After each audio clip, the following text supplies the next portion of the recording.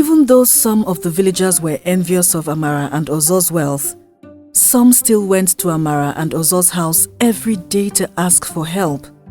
One evening, Amara and Ozo were in their big house when one of the villagers they knew came to knock on their door. "Ozo, my friend, please help me. My wife is pregnant and due to deliver, but I haven't gotten the things she will need for her delivery yet," one of the villagers who visited the couple said. Even though the villager was one of the people who used to mock Amara and Ozo's clothes and hut, Amara and Ozo still decided to help him. "Okay, we will help you. How much do you need?" Ozo asked, and the villager answered, "I will be back shortly," Ozo said as he stood up and went inside one of the rooms where they stored everything they carried from the hidden village.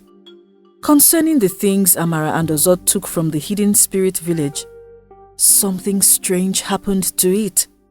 No matter how much Amara and Ozo took out of their money basket, the money would never go down.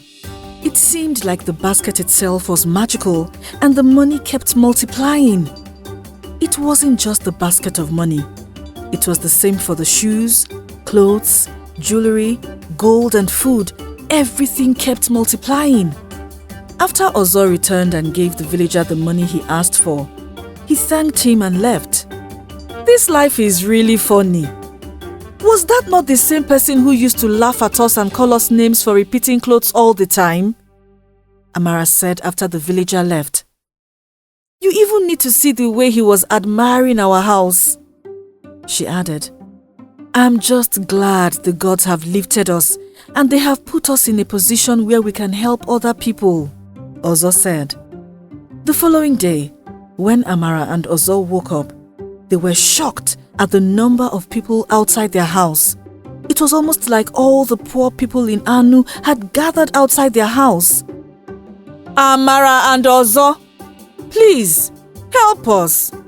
Remember you were once like us, but now the gods have blessed you," the crowd spokesperson said. Without even asking the villagers what they wanted, Amara and Ozo already knew what they wanted. Some of the villagers looked like they had not eaten well for days.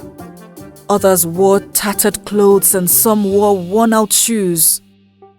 "My husband, can we help all these people?" Amara asked.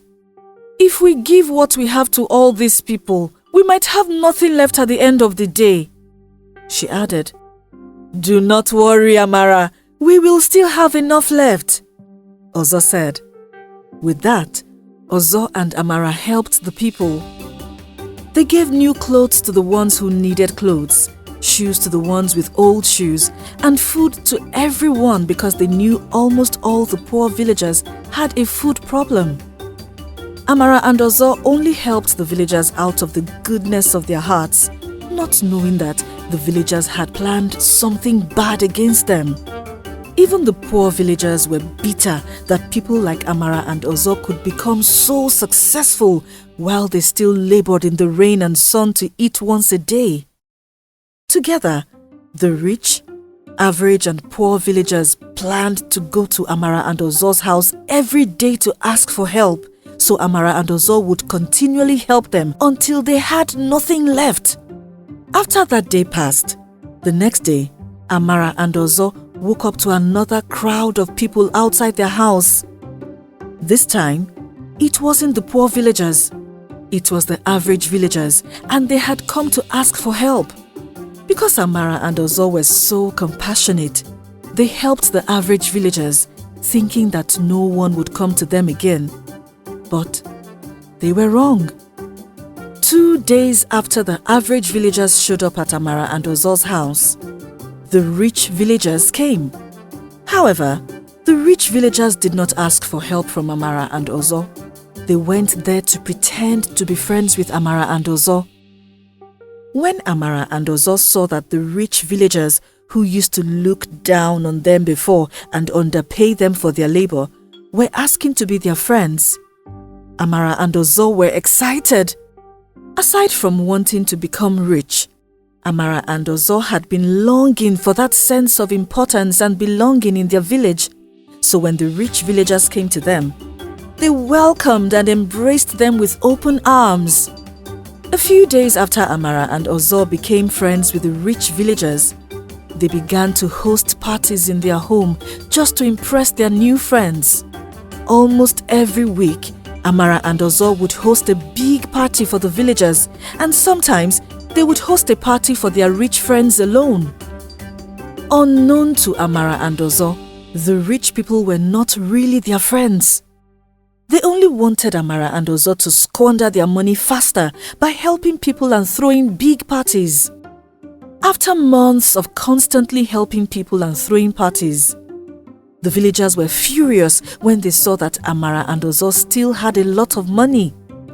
"We have tried everything we can to make those paupers go back to their level, but it's not working," one of the rich families said during the meeting with the rest of the villagers.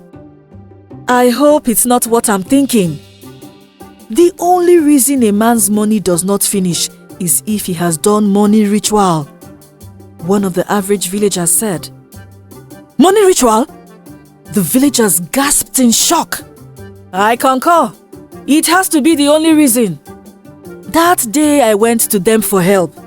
I saw that Ozo went into a room to get the money he wanted to give me," the villager who had gone to Amara and Ozo to ask for help for his pregnant wife said. "It is a taboo in our land for anyone to do money rituals," one of the rich villagers said. "So what do we do now?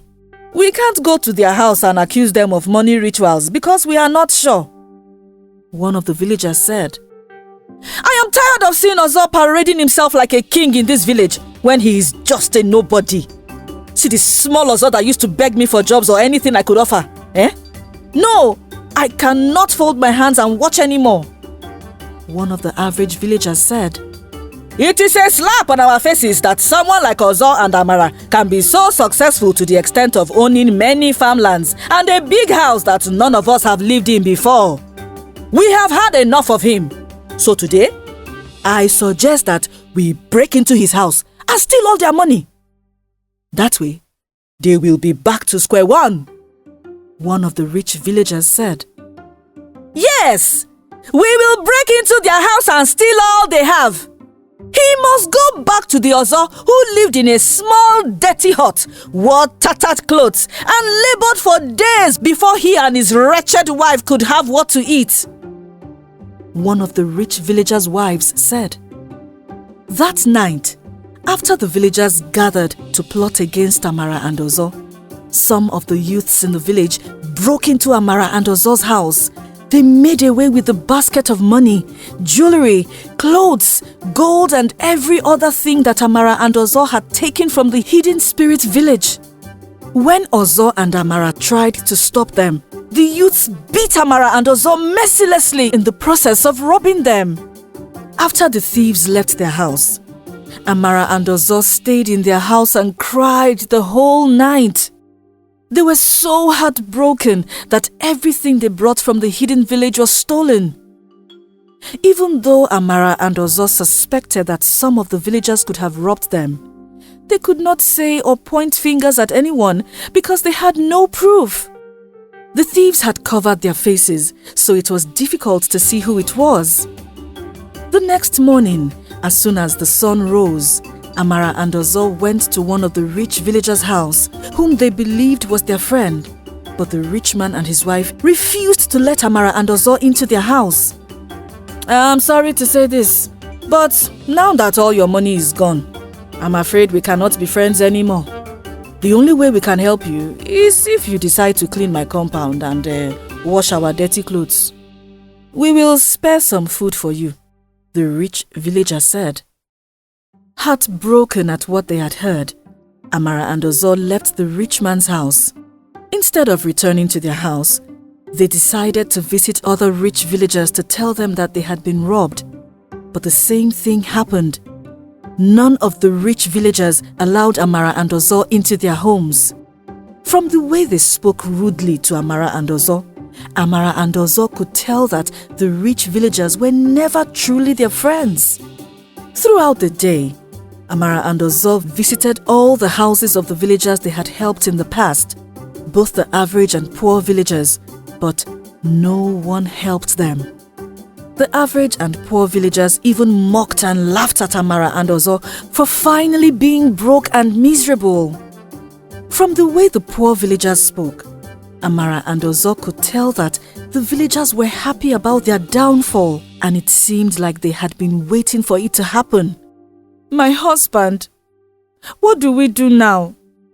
This sad event has shown us that no one loved us in this village, despite everything we did for them," Amara said to her husband after they returned to their house. "It really breaks my heart that people whom I considered my friends could turn their backs on us when we needed them the most," Ozo said. "At least, we still have 3 farmlands. We can farm on a large scale and start our lives from there," Amara said. There's something I want to tell you about the farmlands," Ozo said. "What is that?" Amara asked. "I had given them as gifts to Maazi Emeka and his wife. I planned on purchasing new ones this week before we were robbed," Ozo said. Immediately Amara heard that, she began to jump and cry because she knew that their lives were about to get worse. "Maybe we should sell the house and use the money to purchase a small land for now," Ozo suggested. "Not when I am alive. This is the only thing we have left, and you want us to sell it? You know the villagers of Anu, they will mock us and laugh at us," Amara said while struggling to hold back her tears. "What if we go back to the hidden spirit village, even though it's been more than a year now? Who knows? We might be lucky again," Ozo suggested. You know that we were only lucky to find that village. What if we are not lucky again?" Amara asked. "We should at least try. It's better than doing nothing. Or do you want to return to washing clothes and clearing the farmland for the rich families?" Ozo asked. "May the gods forbid!" Amara responded. "Then we leave tomorrow morning," Ozo said. The following morning, as soon as the first cock crowed, Amara and Ozo started their journey to find the hidden spirit village. The last time the couple found the hidden village, it took Amara and Ozo almost the whole day to find the village. That day, while Amara and Ozo journeyed through the thick forest, they both secretly prayed to find the hidden village, but after walking for hours, they found nothing. Around 6 p.m. that evening, Amara and Ozo were tired of walking, so they decided to sit under a tree and rest. Immediately, they sat under the tree, and Amara began to cry because they could not find the hidden village. She knew that if she and Ozo returned to the village of Anu without finding the hidden village, it was only a matter of time before they returned to the paupers and beggars they used to be. After crying for minutes, Amara and Ozo fell asleep under the tree because they were both exhausted from walking. Shortly after they fell asleep, Amara felt a strong breeze around her, which forced her to wake up. To her greatest surprise, Amara saw that she and Ozo were sleeping inside the hidden village they had been looking for.